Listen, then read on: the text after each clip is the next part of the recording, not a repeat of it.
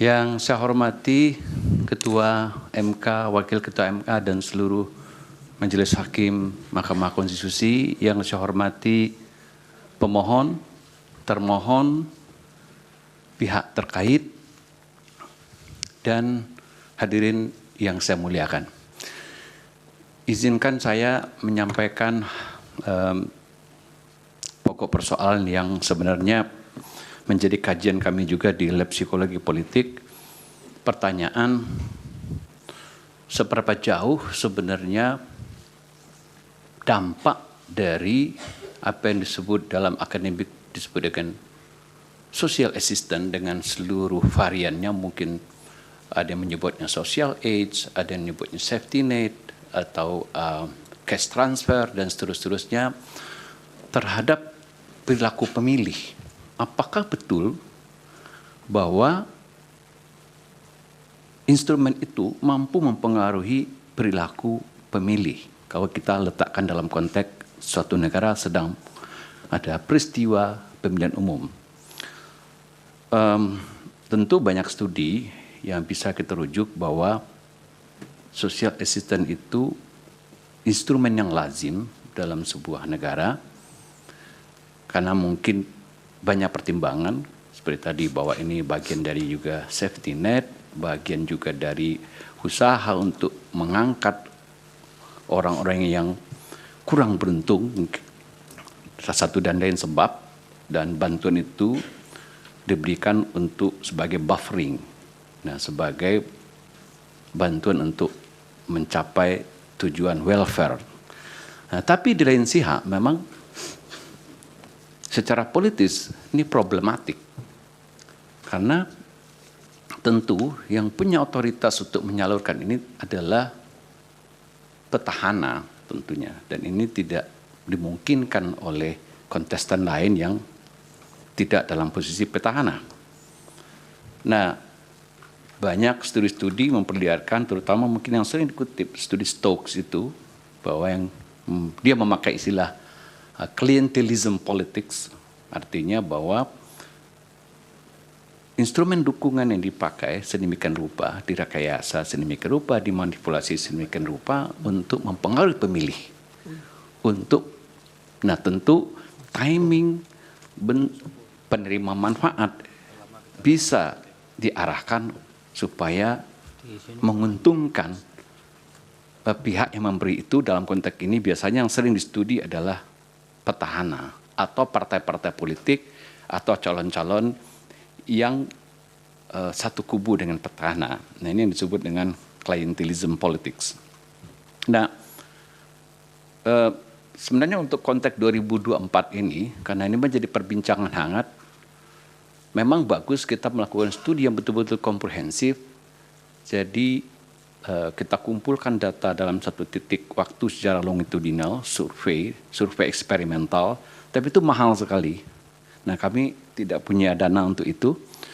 Ya, strategi yang kami lakukan adalah melakukan apa yang sering dilakukan oleh akademisi, itu melakukan namanya meta-analysis atau meta-review. Apa yang disebut meta-analysis? Jadi kita mengumpulkan seluruh seluruh literatur terkait topik ini di seluruh dunia yang dipublikasi tentunya dengan keyword yang standar, yang social assistance, welfare program, political support, voting behavior, electoral support, dan seterusnya.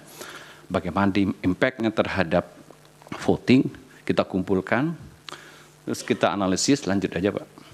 Ya. Kami berhasil menemukan studi yang relevan itu sekitar 1081 studi di seluruh negara. Kami sisir lagi mana yang sebenarnya diindeks secara 2 kali, begitu ketemu 734 studi. Setelah itu kita lihat lagi, kita kerucutkan yang mana yang paling relevan, ketemu 83, dan yang paling kuat itu 10 studi yang paling kuat menggambarkan fenomena ini. Nah, apa yang kita dapatkan? Dengan saya kira ini terus Pak, ini saya cepatkan saja, ini terlalu teknis, langsung ke hasil. Jadi setelah ada 77 studi yang dari Scopus, kami lanjut. Ini mungkin,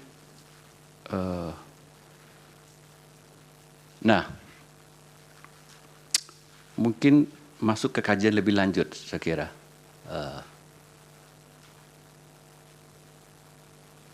Ya, Bapak Ibu sekalian, karena waktunya terbatas, saya ingin menyimpulkan. Jadi secara umum, setelah kami lihat size effect namanya, jadi efek rata-rata dari seluruh studi yang kami kumpulkan, itu size effect-nya cukup moderat, artinya tidak terlalu tinggi, juga tidak terlalu rendah, berkisar antara sekitaran rata-ratanya 0,29. Artinya apa?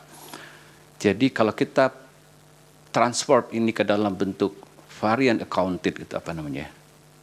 Berapa banyak variabel yang menentukan pilihan orang. Jadi kalau itu 100%, kira-kira 29% itu disumbang oleh faktor social age ini. Tentu ada penyebab-penyebab lain, 71%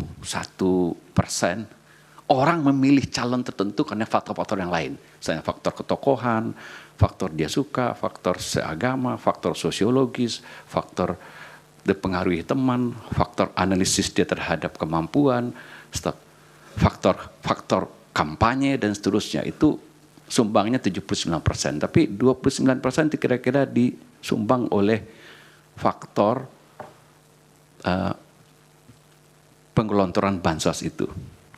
Nah, ini studi di seluruh beberapa negara secara universal.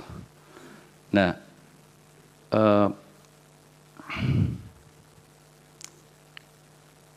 jadi kalau kita lihat misalnya studi di Nigeria, itu mungkin bentuknya lebih dramatis. Di slide saya ada peningkatan dukungan politik terhadap partai berkuasa. Nah ini hampir 96% mengatakan, ya kami memilih petahana ini karena menerima bansos. Jadi ini studi di Nigeria. Jadi conditional cash transfer itu mungkin kalau kita BLT itu. Jadi semakin banyak BLT itu semakin puas terhadap petahana, semakin menyukai, petahana dievaluasi positif. Bahkan dalam beberapa studi digambarkan petahana dianggap punya good deed gitu, seperti Sinterklas gitu, dan membuat publik suka, dan itu membuat dia dipilih lagi. Nah, mungkin kenapa politisasi bansos ini menjadi problematik dalam konteks demokrasi kita hari ini? Karena satu, bahwa bansos ini hanya bisa dikendalikan oleh orang yang memegang otoritas, dalam konteks ini petahana. Jadi kalau kita andaikan petahana maju, mungkin dalam konteks sekarang orang akan challenge, lah petahana kan tidak maju. Tapi ada istilah teman saya setengah petahana begitu. Setengah petahana. Bercandanya begitu. Jadi anaknya yang maju. Dan tinggal dibangun bagaimana persepsi publik dibentuk bahwa setengah petahana juga mewakili petahana. Dan di situ mekanisme psikologisnya berlangsung. Nah, kalau ini berhasil, tentu kepuasan terhadap petahana terkonversi kepada kepuasan terhadap setengah petahana yang sedang menjadi kontestasi hari ini. Nah, itu mekanismenya. Nah, kenapa problematik secara psikologis? Secara politik etis mungkin orang banyak mempersoalkan, karena ini menjadi tidak fair misalnya, bahwa yang bisa menggunakan, yang punya otoritas untuk menetapkan kapan bantuan sosial ini harus digelontorkan, berapa banyak, mekanisme seperti apa, waktunya kapan, itu tentu yang memegang otoritas dalam konteks ini petahana. Itu sebabnya di beberapa tempat di luar negeri, seperti studi-studi yang saya rujuk tadi, yang kita analisis tadi, memang hasilnya cukup konklusif. Ya, ada kontribusi dari pengelontoran bansos terhadap keterpilihan terutama petahana, yang angkanya cukup moderat gitu. Nah, tentu ini bervariasi dari satu tempat ke tempat lain. Nah, jadi mungkin pertanyaan tadi, apakah ini etis ketika misalnya oposisi atau challenger tidak punya kesempatan yang sama untuk menggunakan instrumen ini? Kedua, dari segi pematangan demokrasi, dari segi political behavior dari voter, dari pemilih, dari konstituen, ini menimbulkan semacam ketergantungan. Nah, di luar misalnya tadi peneliti lain juga melihat misalnya klientelism itu dalam konteks misalnya vote buying, tapi itu studi yang lain. Karena vote buying kalau bisa dibuktikan menyuap gitu untuk orang untuk memilih, itu masuk ranah pidana pemilu. Nah, tapi klientelism memang terselubung, sulit dibuktikan secara pidana, kecuali sudah berbentuk tadi vote buying dan ada bukti materialnya, bisa dibawa ke Bawaslu gitu. Tapi dalam konteks tidak ada itu, memang penggunaan bansos ya bisa memanipulasi pemilih. Nah, ini yang banyak distudi. Nah, jadi kenapa misalnya penggunaan bansos menjadi problematik secara Waktunya etis. sudah habis. Oh ya, jadi itu kira-kira kesimpulan saya bahwa Silakan. nyata bahwa ini mempengaruhi